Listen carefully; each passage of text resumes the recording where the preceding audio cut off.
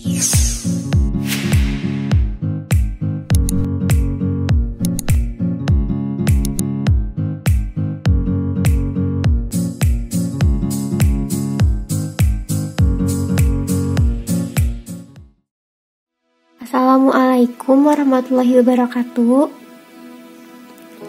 Kami dari aktivitas berlian Divisi Kajian Keilmuan Himan akan membahas mengenai soal UTS Statistika Bisnis.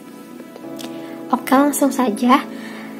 Yang pertama, ini diketahuinya ini merupakan data pengeluaran konsumen PT ABC di salah satu mal di Bandung. Ini datanya. Lalu yang ditanyakan, yang A, susun distribusi frekuensi yang jelas dan lengkap. Lalu yang B, rata-rata hitung, rata-rata ukur, dan juga kesimpulannya. Yang C, ada modus, median, dan juga kesimpulannya. Dan yang D, ada standar deviasi dan juga kesimpulannya.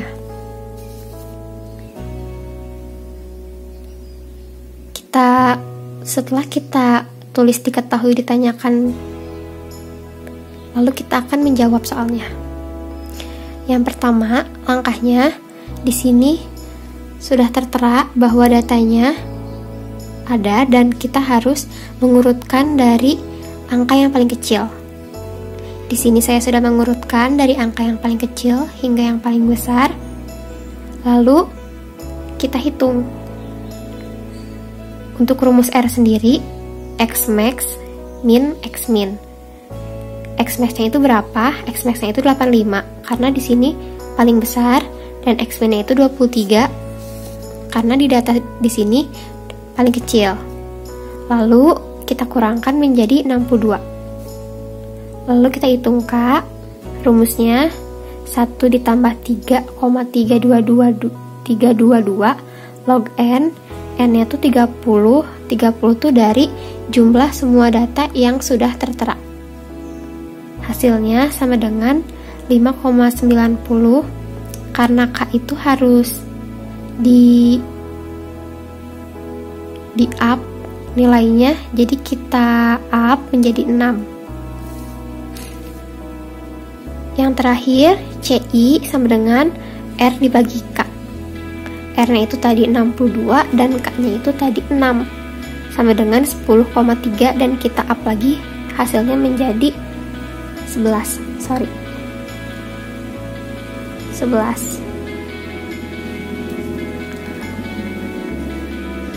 Langsung saja kita bikin distribusi frekuensinya. Nah, teman-teman, di sini ada tabel pengeluaran. Nah, untuk pengeluaran ini kalian bisa lihat dari CI ini. CI-nya itu kan 11. Nah, berarti dari jangka nilai 23 sampai 33 kan itu 11 ya. Nah, kenapa di sini 23? Karena ini dimulai dari angka 23. Nah, 23 nyampe angka 33 karena C-nya 11. Nah, terus udah gitu, ini F-nya dari mana? F kecil ini dari jumlah data di atas. Jumlah data di sini itu yang jangka nilainya masuk dari 23 sampai 33 itu ada berapa? Nah, di sini kan 23 masuk ya. Terus di sini juga ada 32 itu masuk. Karena kan di sini maksimalnya 33. Jadi ada 2 data. Jadi F kecilnya itu ada 2 untuk yang 23 sampai 33. Oke, lanjutnya ke 34. Ini kan terakhir nih, 23 sampai 33. Selanjutnya juga mengikuti 34 sampai 44 karena sesuai dengan CI kan, sub CI-nya 11. Jadi 34 sampai 44. F-nya, F kecilnya ada 4. Kenapa? Soalnya nih, dari saya tandain ya. Tadi kan kita nyampe sini. Sekarang nyampe angka 44. 44 itu nyampe mana? Nyampe sini. dari sini sampai sini ada berapa angka? 1, 2, 3, 4. Jadi ada 4 data yang kita dapetin. Jadi F-nya 4 di sini. Lanjut 45 dari ini terakhir 44, lanjut ke 45 sampai 55. Lanjut lagi, kita tadi kan sampai sini. Kita cari nih mana yang 55. 55 itu berarti sampai sini ya. Soalnya 56 ini sudah tidak masuk ke dalam kelas yang 55 ini. Nah, kita hitung ada berapa? 1, 2, 3, 4, 5. Ada 5. Nah, berarti F-nya itu 5. Dan seterusnya seperti itu hingga sama kalian kalau udah dapat semuanya, langsung ditotal aja ya. Nah, lalu di sini F-nya itu 2. Nah, untuk tahu berikutnya, kalian bisa tambahin hasil dari F kecil ini. 2 ditambah 4 itu 6, lalu 2 ditambah 4 ditambah 5 itu 11, lalu 2, 4, 5, 11 itu sama dengan 22, ditambahin semua sampai dengan 22, dan seterusnya seperti itu.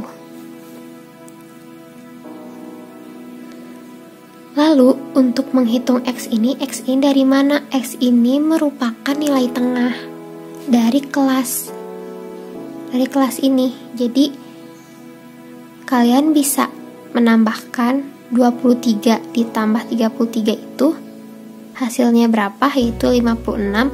56 dibagi 2 hasilnya 28. Begitu juga ini 34 ditambah 44 itu 78 dibagi 2 sampai dengan 39, dan seterusnya. Jadi X ini nilai tengah dari si pengeluaran.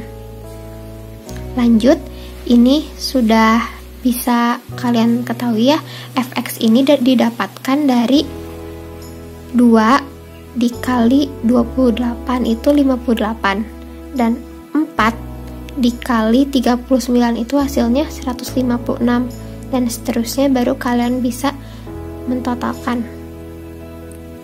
Untuk F log X, nah F-nya itu berapa sih? F-nya itu 2. Log X-nya itu berapa? Nah si X-nya itu ini. Jadi 2 log 28 hasilnya 2,8944, dan juga seterusnya ya, ke bawahnya kayak gitu. Lalu di sini Fx kuadrat, kalian di sini kan udah menghitung tadi Fx-nya. Nah, tinggal kalian kuadratin saja. 56 kuadrat jadi 1568, 156 menjadi 6084, dan seterusnya baru kalian jumlahkan. Nah, kita lanjut ke nomor 1B. Nomor 1B itu ditanyakan rata-rata hitung dan rata-rata ukur.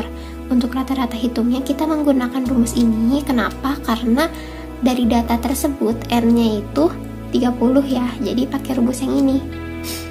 Rumus X sama dengan delta Fx dibagi delta F. Nah, untuk dapetin ini, angka ini dari mana?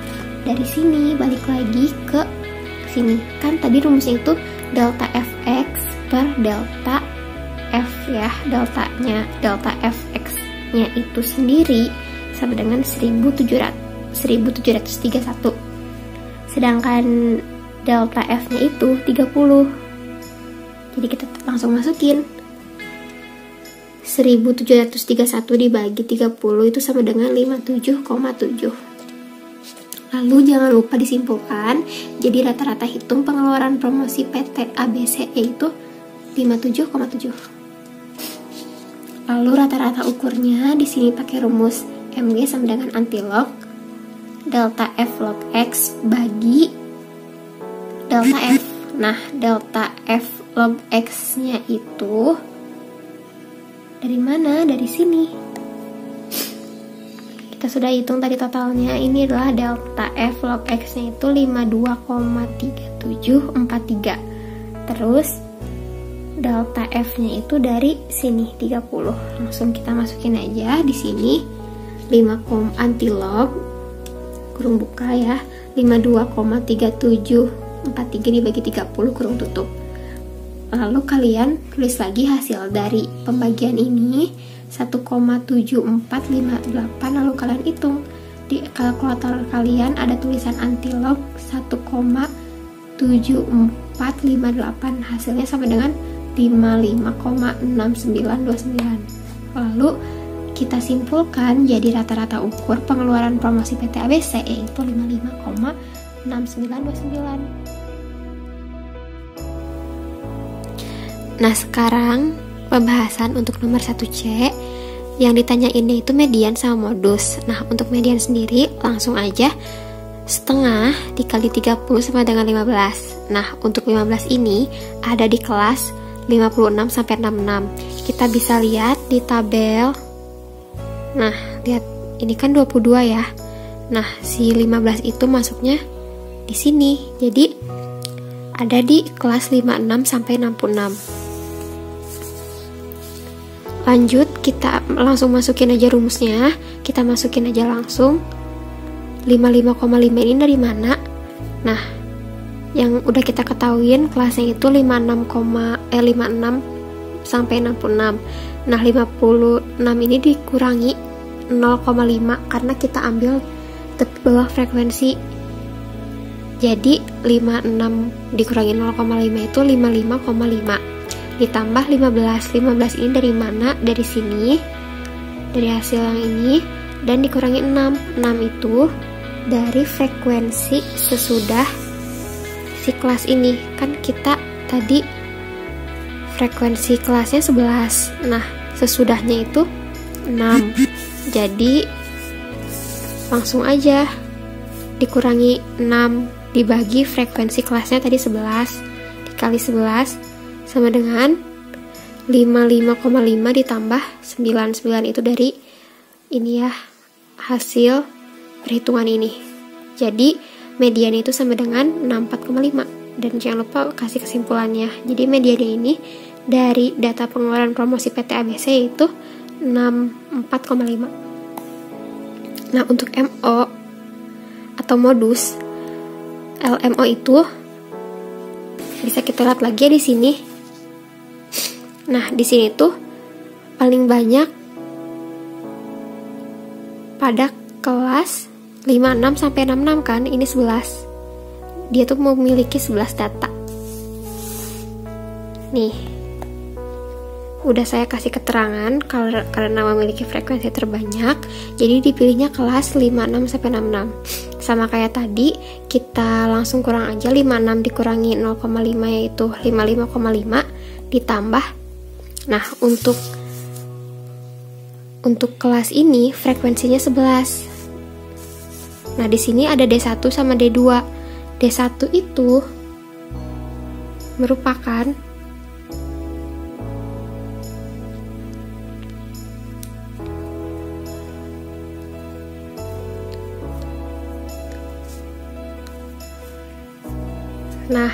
kelas D1 itu merupakan kelas sebelum kelas intervalnya, dan ini sesudahnya.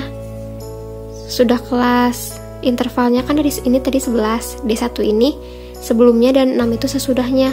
Langsung kita masukin aja di sini.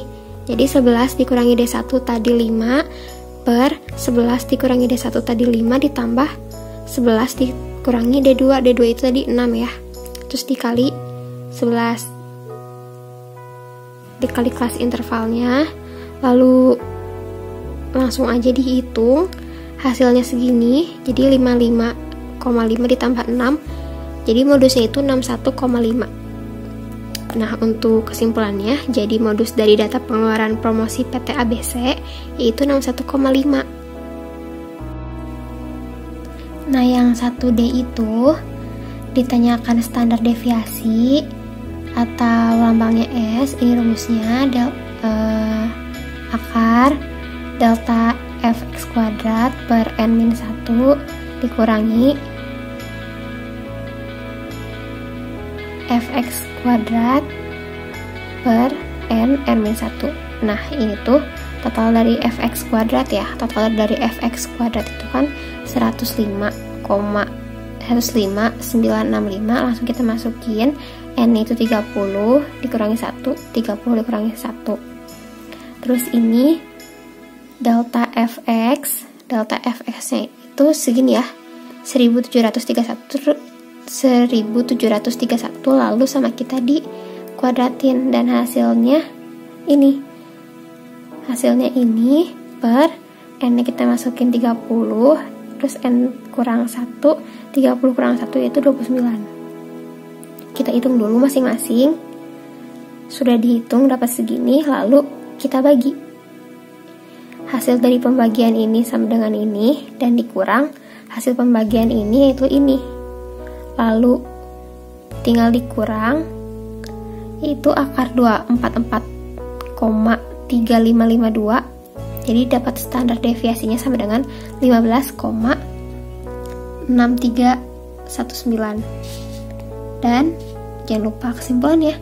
Jadi standar deviasinya adalah 15,6319. Nah, selanjutnya nomor 2A itu skewness rumus Pearson median. Nah, rumusnya ini kita bisa langsung masukin aja, 3 dikali ini X ya, atau rata-rata hitung dikurangi median dibagi standar deviasi. Nah, tadi di nomor C itu kita udah ngitung bahwa C dan A ya, ini si rata-rata hitungnya itu 57,7 dan mediannya itu 64,5. Jadi kita langsung masukin aja, lalu dibagi standar deviasinya itu tadi yang udah kita hitung di nomor 1D 15,6319. Kita hitung hasilnya segini, minus 1,3050. Langsung kita simpulkan bahwa skewness mediannya yaitu minus 1,3050. Kita lanjut nomor 5. Diketahui data nilai TOEFL dari peserta rekrutmen itu segini,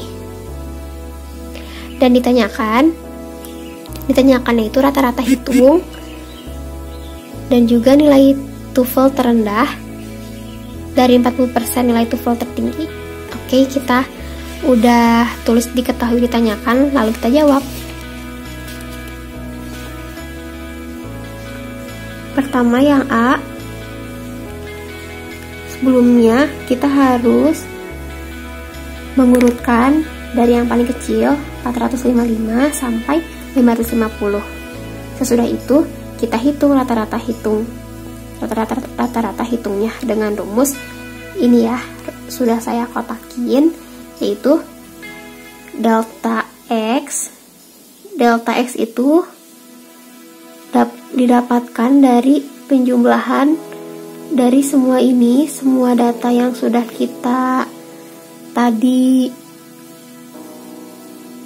urutkan. Hasilnya itu 4515 dibagi NN itu jumlah semua data ini ada 9. Jadi 4515 dibagi 9 hasilnya 501,6667. Jadi rata-rata hitungnya adalah 501,667.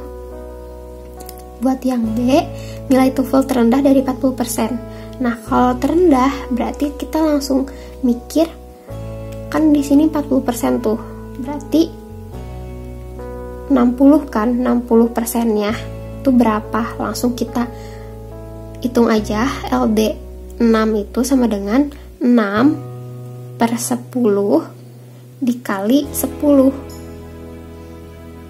Kita bisa coret ya, ini 10 sama 10-nya.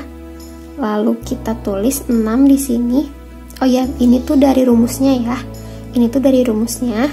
Udah gitu langsung kita lihat nih. Di 6 ini kan hasilnya 6. Di 6 ini berapa angkanya? Kita lihat. Ini kan 1, 2, 3, 4, 5, 6. Oh, berarti ini merupakan 40% nilai TOEFL tertinggi. Jadi hasilnya 525. Dan jangan lupa kesimpulannya, jadi nilai TOEFL terendah dari 40% nilai TOEFL tertinggi yaitu 525. Selanjutnya kita akan membahas soal nomor 6. Di sini sudah diketahui ada MIU 55 menit dan tau 10 menit. Di sini ditanyakan peluang X antara 50 dan 65 dan 30% produk yang paling lama diproduksi. Penyelesaiannya, kita akan menyelesaikan yang A terlebih dahulu, yaitu peluang X antara 50 dan 65. Karena di sini ada 2X, maka kita akan menghitung Z itu ada 2. Rumus Z yaitu X dikurang MIU per tau. MIU ini adalah nilai hitung rata-rata dan tau ini adalah standar deviasi. Kemudian kita masukkan yang sudah diketahui, yaitu 50 dikurang 55 per 10 yang menghasilkan 0,5. Ini 0,5. Jika dilihat di tabel Z, angka 0,5 ini adalah 0,1915. Kemudian kita menghitung Z2 nya, yaitu 65 dikurang 55 per 10 yang menghasilkan 1. Jika dilihat di tabel Z, angka 1 ini adalah 0,3413. Kemudian jika digambarkan, maka akan seperti ini. Karena Z1 ini negatif, maka akan di sebelah kiri 0, sedangkan Z2 ini positif, maka akan di sebelah kanan 0. Karena kita mencari antara 50 dan 65, maka antara Z1 dan Z2 ini kita aksirkan. Kemudian di sini kita tulis luas 0 ke Z1 ini 0,1915, luas 0 ke Z2 0,3413, ini ditambahkan yang menghasilkan luas Z1 ke Z2 yaitu 0,5328. Karena peluang berbentuk persen, maka yang ini dikalikan dengan 100 yang menghasilkan 53,28%. Jadi, peluang produk X dapat diselesaikan dalam waktu antara 50 sampai 65 menit adalah 0,5328 atau 53,28%. Kemudian yang B, di sini kita itu mencari X. Yang pertama itu luas kanan 0 itu 0,5000 dan luas kanan Z itu 0,3000. 0,3000 ini berasal dari 30%. Kemudian kita kurangi yang menghasilkan luas 0 ke Z yaitu 0,2000. Kita lihat di tabel Z yang mendekati angka 0,2000 yaitu 0,52. Kemudian kita masukkan ke rumus. Z sama dengan X, karena X belum diketahui, jadi ditulis X dikurang 55 per 10 sama dengan 0,52. Kemudian kita hitung X nya, 0,52 dikali 10 ditambah 55 yang menghasilkan 60,2 menit. Jadi minimal waktu yang dibutuhkan dari 30% produk yang paling lama diproduksi adalah 60,2 menit. Selanjutnya kita akan membahas soal nomor 7. Di sini sudah diketahui ada data harga saham dan volume penjualan di beberapa perusahaan pada bulan Februari dan Maret. Di sini tentukan harga indeks Irving Fisher untuk bulan Maret 2020 dengan bulan Februari 2020 dan berikan kesimpulan. Jadi rumus angka indeks Irving Fisher ini adalah akar dari angka indeks L dikali angka indeks P. Pertama kita mencari dulu angka indeks L, yaitu sigma PNQO per sigma POQO dikali 100. Kita hitung dulu nih, kita mencari dulu sigma ini. PO ini adalah harga di bulan Februari, QO ini adalah volume di bulan Februari, PN adalah harga di bulan Maret, QN adalah volume di bulan Maret. Di sini kan kita mencari PNQO. PNQO kita cari PN dikali QO. 43 dikali 28.300 hasilnya segini, begitupun seterusnya. Setelah mendapatkan jumlah dari POQO dan PNQO, kita masukkan ke rumus. Kemudian dapat hasilnya 98,07%. Begitupun dengan angka indeks P. Ketika sudah mendapatkan hasilnya, kita langsung masukkan ke rumus dan menghasilkan 98,06%. Setelah kita mendapatkan angka indeks L dan P, kita masukkan ke rumus angka indeks Irving-Fisher. Masukkan, kemudian diakarkan dan menghasilkan 98,06%. Kesimpulannya, angka indeks Irving-Fisher untuk bulan Maret dan Februari sebesar 98,06%.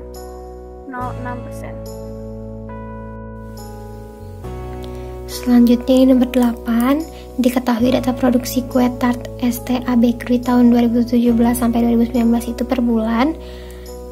Ini tahun 2017, tahun 2018, dan di tahun 2019. Ditanyakan VM itu variasi musim dan indeks musim dengan metode persen. Nah teman-teman, ini tabelnya. Buat tabelnya itu ada bulan 2017, 18, dan 2019, dan juga ada 2017 yang pakai bintang ini, dan juga VM-nya. Nah, pertama-tama kalian jumlahin dulu semuanya dari bulan Januari sampai bulan Desember itu ada berapa. Terus kita tulis di sini jumlahnya total. Terus kalian rata-ratain. Jadi si 114 ini dibagi 12. Kenapa dibagi 12? Karena bulannya diketahuinya dari Januari sampai Desember. Nah, udah gitu. Apa perbedaannya 2017 sama 2017 yang ada bintang ini? Nah, jadi ini tuh yang udah dihitung dengan rumus indeks musim ini. Nah, jadi rumusnya itu nilai bulan ini dibagi rata-rata seluruh dikali 100. Kita lihat dulu di sini nilai bulannya berapa. Misalnya kita mau menghitung yang 2017 ini ya, di bulan Januari. Berarti kan 10 dibagi rata-ratanya itu 12, lalu dikali 100. Langsung aja di sini udah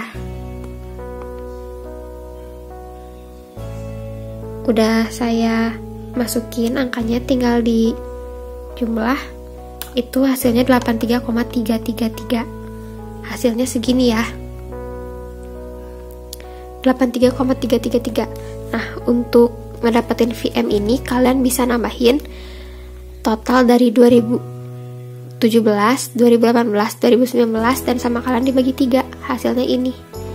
Dan di sini udah saya cantumkan rumusnya, rumus variasi musim. Nih ya, kita bisa langsung aja dicontohin. 3,333. Ini teman-teman, tadi saya masukin yang 2017, 2018, dan 2019-nya. Hasilnya segini di total, udah ditambahin, kita bagi 3. Kenapa bagi 3? Soalnya kan diketahui di soal itu ada 3 tahun ya. Jadi dibagi 3, hasilnya segini, 82,044, sorry. Dan hasilnya juga sama. Gitu ya guys caranya. Selanjutnya kita akan membahas soal nomor 9. Di sini sudah diketahui N sama dengan 40 dan P sama dengan 65% atau 0,65. Di sini ditanyakan di sini peluang terdapat minimal 25 mahasiswa lulus, berarti peluang X lebih dari sama dengan 25. Kemudian yang kedua ada peluang 30 sampai 35 mahasiswa lulus. Berarti di sini ada P, peluang X antara 35 sampai 35. 30 sampai 35. Kemudian penyelesaian yang pertama itu kita masukin ke rumus dulu. Rumus Z pada materi ini adalah X dikurangi NP per akar NPQ. N adalah data, P itu adalah peluang, Q itu adalah 100 dikurang peluang yang diketahui. Terus kita masukkan angka-angka yang sudah diketahui. Terus kenapa di sini ada 24,5? 24,5 ini hasil dari faktor koreksi. Pada materi binomial ini, X ini harus dimasukkan kepada faktor koreksi. Karena di sini adalah X lebih dari sama dengan, berarti di sini dikurang 0,5 yang menghasilkan 24,5. Terus masukin N-nya, P-nya, Q-nya. Terus setelah dihitung, hasil Z ini adalah min 0,16. Jika dilihat di tabel Z, 0,16 ini adalah 0,0636. Kemudian di sini ditulis luas kiri 0 sama dengan 0,5000. Kemudian luas 0 ke Z itu 0,0636. Kemudian dikurangin yang menghasilkan luas kiri Z 0,4364. Karena ini peluang, maka dikalikan 100 yang menghasilkan 43,64%. Jadi, peluang mahasiswa lulus dengan minimal 25 orang adalah sebanyak 0,4364 atau 43,64%. Selanjutnya kita penyelesaian yang B. Di sini peluang X antara 30 dan 35. Kita akan menghitung yang Z1 dulu, yang 30. Di sini 30,5 ini dari hasil faktor koreksi, yaitu 30 ditambah 0,5. Terus dikurang 26 ini dari hasil NP di atas, sudah diketahui ini NP, ini hasilnya 26. Terus akar ini juga sudah ada hasilnya, jadi 9,1. Jadi di sini kita langsung masukkan saja, tidak usah dihitung panjang lagi. Jadi di sini 30,5 dikurang 26 per 9,1 sama dengan 4,5 per 9,1 sama dengan 0,49. Jika kita lihat di tabel Z, 0,49 ini adalah 0,1879. Terus Z2 juga sama, 34,5 ini dari hasil koreksi yang dikurangi 0,5. Jadi 35 dikurangi 0,5 yaitu 34,5. Dikurang 26 dibagi 9,1 yang hasilnya 0,93. Jika dilihat di tabel Z, 0,93 ini adalah 0,3238. Kemudian luas 0 ke Z2 itu adalah 0,3238 dan luas 0 ke Z1 itu 0,1879. Dikurangin yang menghasilkan luas Z1 ke Z2 yaitu 0,1359. Ini gambarnya ya. Kemudian jadi peluang mahasiswa 30-35 orang yang lulus sebanyak 0,1359 atau 13,59%. Selanjutnya kita akan membahas soal nomor 10, soal terakhir. Di sini sudah diketahui bulan dan unit penjualannya. Kemudian di sini disuruh tentukan persamaan garisnya dengan metode least square dan berikan penjelasan. Dan yang kedua, hitunglah peramalan penjualan sepeda motor untuk bulan April 2020. Dan untuk penyelesaian A ini kita harus mencari dulu SA-nya dengan cara membagi 2 unit penjualan. Ini menjadi K1 dan K2. Kemudian dijumlahkan per K-nya ini yang menghasilkan TSA. Yang TSA K1 ini adalah 470 dan K2-nya 560. Kemudian mencari SA ini dengan membagi 3 karena per kelompok ini ada 3 unit penjualan, jadi dibagi 3 yang menghasilkan K1 156 dan K2 186,7. Di sini terdapat coding juga. Selanjutnya kita masukkan ke rumus. Rumusnya yaitu Y sama dengan A tambah BX. A ini adalah K1, jadi 156,7. Sedangkan B ini adalah K2 dikurangi K1 dibagi coding. Kenapa coding di sini 3? Ini adalah coding K2. Jadi pertengahan coding K2, jadi 3. Hasilnya sama dengan 10.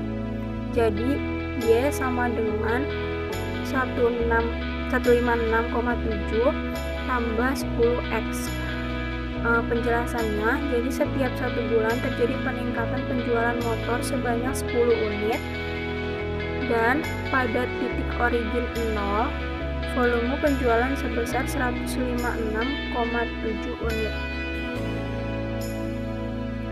Kemudian yang kedua, peramalan bulan April 2020. Di sini kan bulan Juli sampai Desember 2019. Jadi kita mencari dulu nih X-nya di bulan April itu berapa. Jika coding Desember itu adalah 4, berarti Januari itu 5, Februari itu 6, Maret itu 7, April itu codingnya 8. Jadi X-nya itu 8. Jadi 156,7 tambah 10 kali 8 hasilnya 236,7 unit. Jadi ramalan penjualan sepeda motor pada bulan April 2020 sebesar 236,7 unit penjualan.